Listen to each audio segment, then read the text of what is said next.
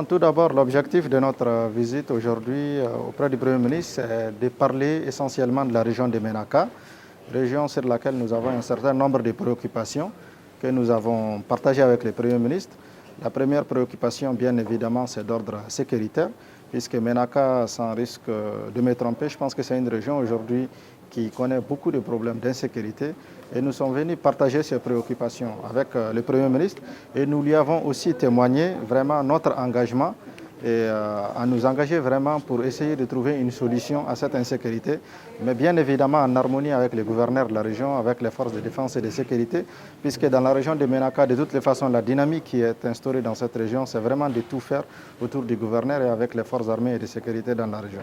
Donc l'objectif, c'est vraiment de nous investir pour ramener la sécurité dans la région de Ménaka. Ensuite aussi de nous impliquer pour la réconciliation entre toutes les communautés ici de cette région-là, parce que sans réconciliation des cœurs, des esprits, il ne peut pas avoir de sécurité. Donc nous pensons que c'est sur ces deux axes-là que nous avons pris l'engagement de nous engager pour éventuellement trouver des solutions ensemble avec le gouverneur, et dans l'objectif non seulement d'aider Ménaka, mais d'aider aussi la République du Mali. Il a été très réceptif, alhamdulillah, il a été très réceptif, il a clairement pris des engagements au nom du président de la République, au nom du gouvernement aussi de la République du Mali, pour accompagner cette initiative des Ménakois avec leur gouverneur, pour vraiment non seulement ramener la réconciliation entre les Ménakois, mais aussi à ramener la sécurité dans cette région-là. Et tout ce qui est comme engagement ou comme appui ou comme aide ou comme accompagnement de la part du gouvernement, il s'est engagé à les mettre en œuvre dans les plus brefs délais et à faire en sorte que ces vœux que nous avons exprimés ici avec lui soient une réalité non seulement pour Ménaka, mais pour tout le Mali. Non, vous savez, Ménaka, c'est une région frontalière. Aujourd'hui, on ne peut pas dire que toute l'insécurité qu'il y a dans la région de Ménaka est due seulement à une forme de mésentente entre les Ménakois. Aujourd'hui, sans risque de me tromper, vous savez tout ce qui se passe sur le terrain. Il y a des forces terroristes internationales qui sont installées dans ces zones-là. Nous avons une longue frontière avec le Niger que nous partageons avec ces pays-là qui connaît beaucoup d'insécurité. Nous sommes aussi une zone par laquelle beaucoup de populations transitent.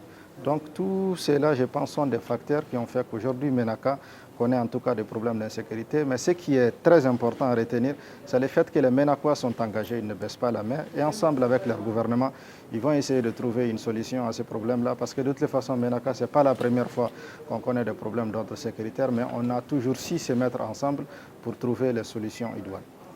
C'est quelque chose qui est très encourageant. D'abord à Ménaka, par exemple, il y a une compagnie de l'armée reconstituée qui a été déployée là-bas.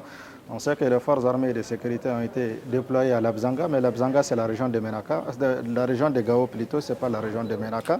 Et même aujourd'hui, on a évoqué par exemple le cas d'Adramboukan, qui est la deuxième grande localité dans la région de Ménaka, pour que la compagnie FAMA qui était là-bas puisse rapidement retourner là-bas, prendre pied et contribuer aussi au retour de la paix et de la sécurité pour les populations qui vivent le long de cette région-là.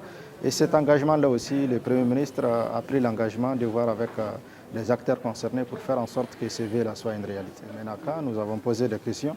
Il y a un certain nombre de choses qui ont été faites. Il y a d'autres choses aussi qui sont en cours d'être faites. Nous avons aussi exprimé un certain nombre de souhaits pour que la ville de Ménaka désormais n'ait plus de problèmes, par exemple d'électricité, n'ait plus de problèmes d'eau, que Ménaka par exemple puisse bénéficier d'une ligne aérienne de l'armée malienne, qu'elle puisse aller au moins 2 fois par mois pour aller à Ménaka, parce que comme vous le savez, l'insécurité fait en sorte que nous aujourd'hui, nos populations sont obligées de parcourir 2 pays pour venir à Bamako en passant par le Niger et le Burkina. Et on pense que s'il y a un vol de l'armée malienne qui peut aller à Ménaka 2 fois par mois, on pense que c'est des choses qui peuvent aussi soulager nos communautés et nos populations. Donc c'est autour de tout cela qu'il y a eu des discussions. On a parlé de la route, par exemple la RN20, c'est-à-dire qui quitte Ansongo pour aller à Ménaka, Ménaka-Andramboukan, Andramboukan à Bala au Niger. Et sur ce plan-là aussi, le Premier ministre nous a rassuré aussi de son engagement et que les choses sont en train d'être faites pour que cela soit une réalité. Très bien, je vous remercie. Comme vous l'avez constaté, c'est un certain nombre de cadres, de notables, d'élus,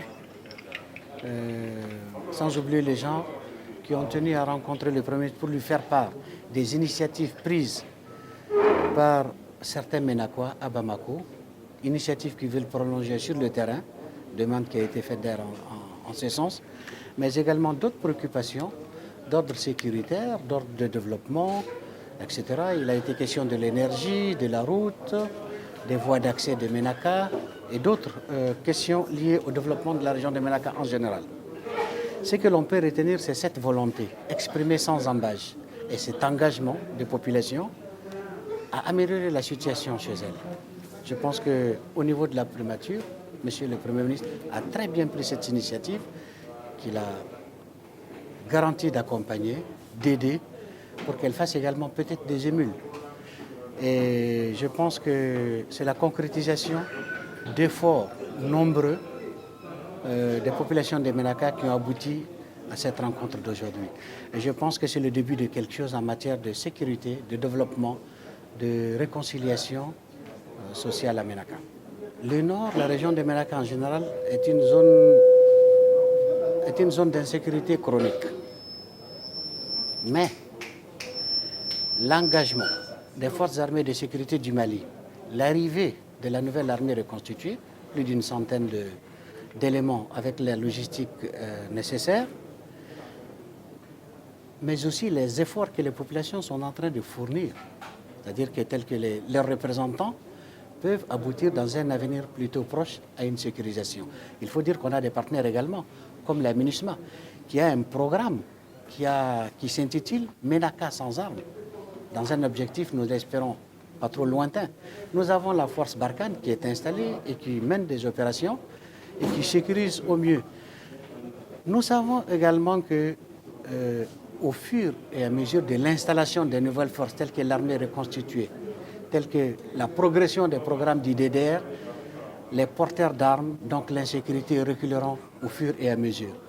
Et je pense que c'est l'espoir que voit cette rencontre aujourd'hui et qu'elle va essayer de concrétiser à travers des missions très rapides sur le terrain.